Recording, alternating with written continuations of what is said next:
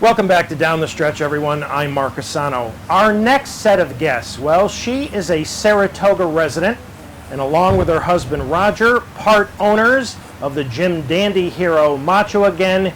He is the president of West Point Stables, the owners of Macho Again. Ladies and gentlemen, Joyce Locks and Terry Finley. Guys, welcome to the show. Thank you. We're glad to see you both this morning. Joyce, welcome back. It's been a few months since we saw you. How does it feel to be a Saratoga resident and to have a legitimate chance in the Travers Stakes? Well, it's a dream come true. It's something that you can't even explain to people because the thrill is just amazing. And all the friends and family and everyone, regardless, the phone has been ringing off the hook last night, this morning. It's nonstop. Yeah. It's just nonstop. When you and Roger decided to get into this game, what were your expectations? Well, I don't think we had expectations like this. They were just we watched West Point for a year and we were impressed with them. And we watched my clients' horses and they were doing, well. So that's all we expected, was to win a few races and have a good time. And but it's gone to another level.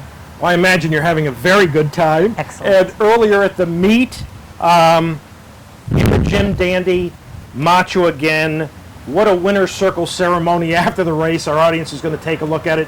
What was this like?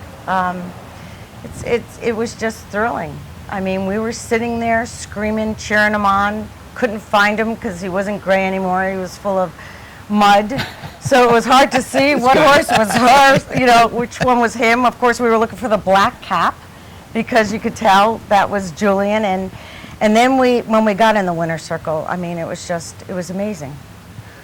Post time for this afternoon's Travers is about 7 hours away at 5:45. What's your day going to be like leading up to this afternoon's Midsummer Derby?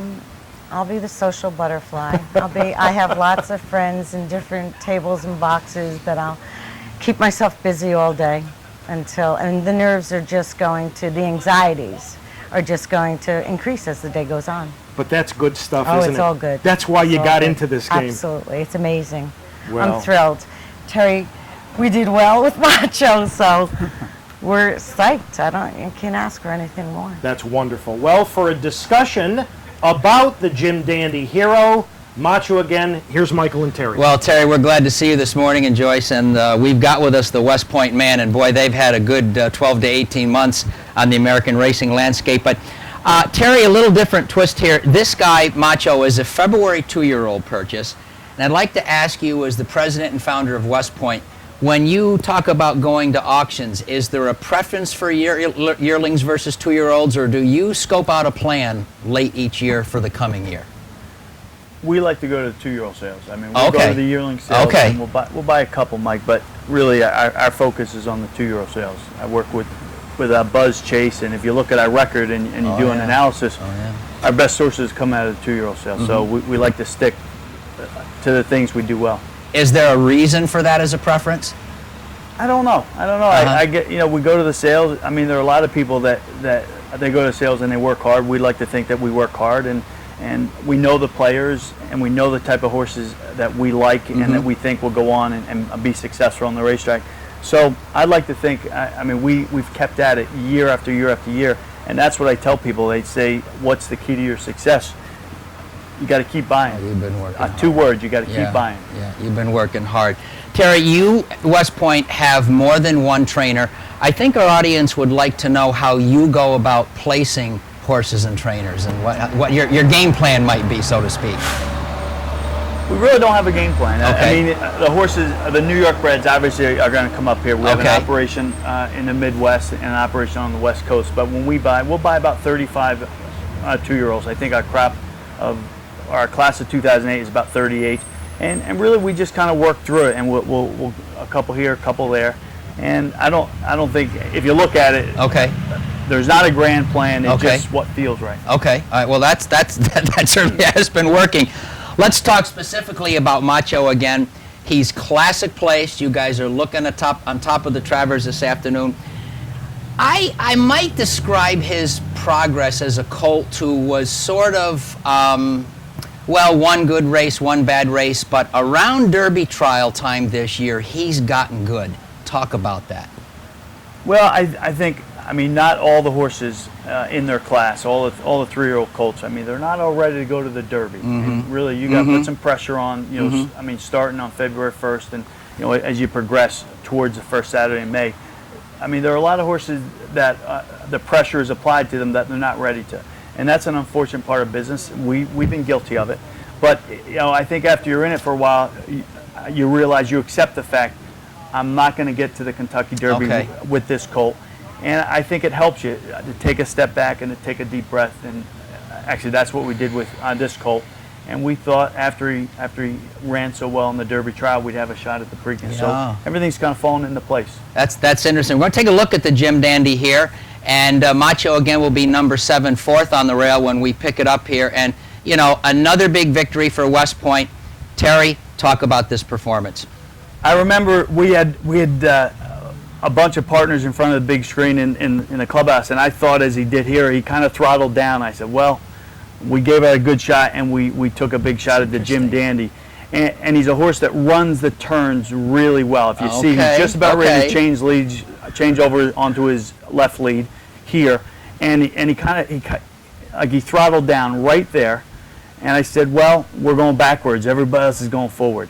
And then the horse came up on the outside of him, and he re-energized, and he just swooshed into third, and he could have been on the lead if he had a hole to go through. So right there, I thought the rest of the field was going to have a tough time because he's a fighter and he's a gritty horse, and I knew he was going to give them a real good run for the run. And he ducked in. He thought the horse was going to stay on the outside, and then here he comes. He's a shifty little dude, and he just, I mean, I think a lot of horses would have caused them to back up. Yep. And I think he saw the favorite on the outside, and the favorite took a big run at us. And if you see his ears, they're pricked. And I'd like to believe our jock when he said that we had a little bit more in the tank. I don't know if that's just a kid being a PC or whatever, but I'd like to think that we had a little bit in. That's one of my questions. You've raised an interesting point. He went in the Belmont. That's 12 furlongs. This is 10.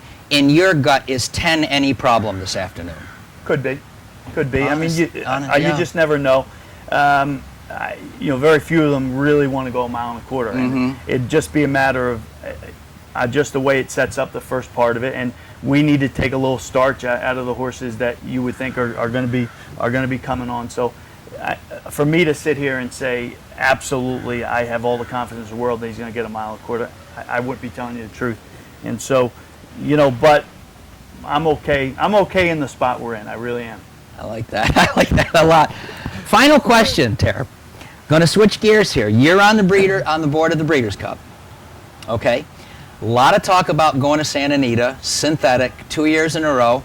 I'd like you to comment on, if you can, that decision. As you know, everyone's talking about that, and that's the next major part of the racing schedule. So right. Can I get a time check? How much do we have? How much time? Look, feel free. It's only 1 year. we were going to Santa Anita in 08. So I look at it. Everybody said, a lot of people that are against the decision, they say it's 2 years. I say it's 1 year because we were going in 08 to Santa Anita anyway. Okay. So 09, I think, but I'm coming at it from being on the Breeders' Cup board. Yeah. Look, our business. I mean, we have some challenges, and I'm okay with the positions of the people that are against us going out there for 2 years. But we've got to shake the business up. Okay. And you can't if you want the business to progress.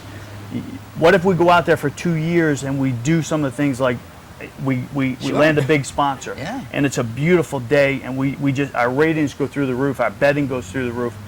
If we don't embrace change, we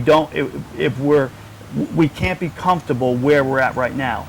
So I'm okay with people if they disagree with it, but I don't, on the other hand, say that the business is all screwed up. I mean, it doesn't equate. You've got to change. You've got to try things. And I don't think it's such a terrible move. Look, I've got questions about it, but I voted for it, and I think it's worth it to try. And I'm hoping that it works out. If it doesn't, we'll sit down as a board and we'll try to make a good decision, for 11, 12, and 13. But we've got to change. We've got to adapt to the market. And if you don't change, you're going backwards. I don't know. Listen, some people won't accept that, but I mean, everybody always talks about our business and trying to do things better. Well, you got to take shots. I'm going to second the notion with a personal observation about change. The Breeders' Cup was about change, and I'm glad you answered. We're willing to tackle that question. Not many years ago in your life and mine, no one here thought that we'd ever do anything after 4 weeks for this meet. I wish we I think it's worked out pretty well. That's what I mean. I wish we had much more time to talk about the Breeders' Cup issue. Unfortunately, we do not. Joyce, it's always nice to have you on the show. Thank you. Please enjoy the next 6.5 to 7 hours as much as you possibly can. This is basically as good as it gets. It is. So it's wonderful. always nice Thanks to for see you. having us. Have fun. And in spite of the fact you supposedly forgot my cigar, it was nice to have you on the program. Good luck. Good luck to I'll you. give you that Good cigar luck in the to you. paddock, by the way. Good luck this afternoon. Joyce Locks and Terry Finley. Our final guest this morning. Scott Blassie is the #1 assistant to Steve Asmussen, and that barn has had a difficult week. It began with a loss of an exercise rider and a friend in Parker Buckley. It will culminate this afternoon when they send out Pyro in the Travers and JBK in the King's Bishop. And on Thursday, I had a chance to sit down and chat with Scott Blassie. Scott, welcome back to Down the Stretch. Thanks a lot. Before we talk about the horses, this past week, one of your exercise riders, and more importantly, one of your friends, Parker Buckley, passed away. What would you like our audience to know about Parker Buckley? Parker is one of those guys that, he's irreplaceable just as a person to be around. He was a very good horseman, very good judge of a horse, and most importantly, he was a very good friend and just very positive person to be around. In a game that's so competitive and so demanding of everybody, to have somebody like Parker around you all the time that's upbeat and positive but very focused about what everybody was trying to do. To run an organization our size, you have to have some quality people around you, and he was definitely one of those people. That's irreplaceable in the link in the chain. But more importantly, we're gonna just miss having Parker around, and just a very dear friend of myself and Steve's. Well, our condolences go out to Parker's family. He was the regular exercise rider for Pyro, and that, I imagine, that makes the Travers that much more special. Yeah, I mean, the great thing about Parker is he did a fantastic job on whatever I put him on, whether it's Pyro or JBK or, even when Carlos was on vacation, got on Curlin several times for us. And he's just a outstanding horseman and a very good human being. And we're all, I was blessed to be around him, and we're all going to miss him. There is going to be a memorial service here at Saratoga on Friday at 7 o'clock after the races near the rec hall, if that's helpful for anybody. Well, let's talk about Pyro. Scott, it appeared that the bluegrass in the Derby really set him back quite a bit, didn't it?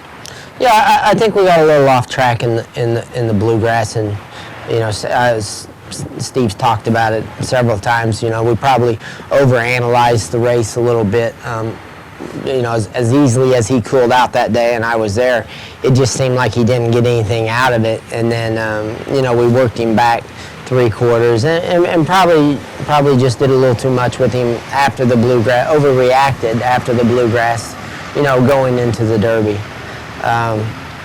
But we gave him the time, got him back in the Northern Dancer, and very positive performance in that race. And his Jim Dandy was very good as well. So I think we're definitely on back with him, and he's running as fast as he has at New Orleans, and if not a little faster numbers-wise. He's doing well. As our audience takes a look at the Jim Dandy, he will be number 4 in here, beaten just a half length by Macho. Again, talk about this performance. You know, it was a very good race. The winner got a bit of a jump on him. You know, horses seem to move forward, you know, off that turn. I think the closer you are to the rail, the better you are here. That's usually how it is at Saratoga. And, you know, he got a bit of a jump on us, and, you know, not taking anything away from the winner because he held on well to the wire. And I thought we had every chance to get to him down the lane, and didn't get the job done that day. But, you know, I think it's a positive thing having a race over this track and getting the run back in the Travers, and that's what we were looking for. We were looking for a good race that he got something out of, and to run back in the Travers and hopefully perform well. Are you pretty much convinced that that performance was the type that will allow him to move forward for the Travers? Absolutely. I think that race puts you in a position to win the Travers. There's no guarantee there. You know, believe me, the morning line very slight favorite. I think it's a very even race. Whether you look at the rag numbers or the buyers, I think it's a pretty even race across the board. And I think anytime you're in a 12-horse field, the post position and the trip have a lot to do with it. And you know, we got to overcome a little bit of the post draw, but hopefully, you know, we can have the trip we need. Earlier in the year when we spoke to Steve about Pyro, he mentioned that the colt could get a little bit, and I don't remember the exact terminology, could get a little bit worked up, maybe a little bit hot in the pre-race situation. Talk about, are you concerned at all detention barn-wise? Are you concerned at all with the anticipated large crowd around the paddock? What are your biggest concerns for Pyro? Well, that's always a concern on these venues on that day. I think with any horse, there's really no schooling for that. You know, some of the things that we've tried to do is to get him to. He's very good in the holding barn. That wasn't a problem in the Jim Dandy, and he had raced at Saratoga before. So that's not a real big worry for me. He does get a little jacked up sometimes walking over, but you know, I've kind of let the media know that we were schooling Curlin today in the third race, and I'm going to school Pyro as well, and it kind of gives you that feel. Actually, the holding barn for the Travers is behind the grandstand, right behind the paddock, so you're not going to have much of a walkover.